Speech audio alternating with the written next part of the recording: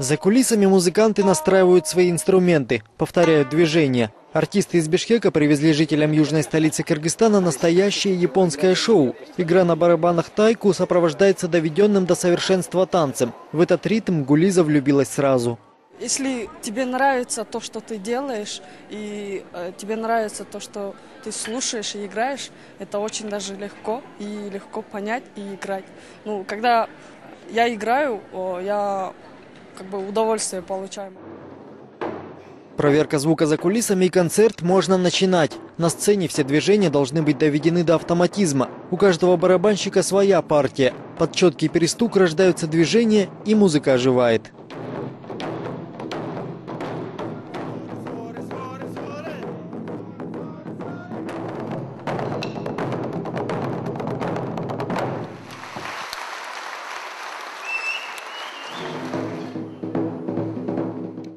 Чтобы точно передать дух страны восходящего солнца, артисты разыграли на сцене настоящее сражение. Самураи издают воинственный клич, и бой начинается. Все выглядит вполне реально. Удары мечом наносятся даже в голову. Это традиционное искусство Японии, близкое к хореографии.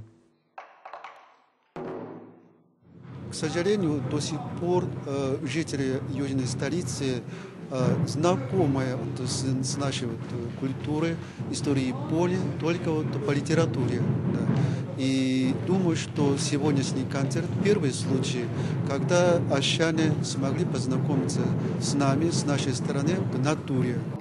Такой концерт в южной столице Кыргызстана прошел впервые. Организаторы пообещали совсем скоро порадовать жителей Аша еще раз. А команда барабанщиков от себя добавила: следующее представление будет еще зрелищнее.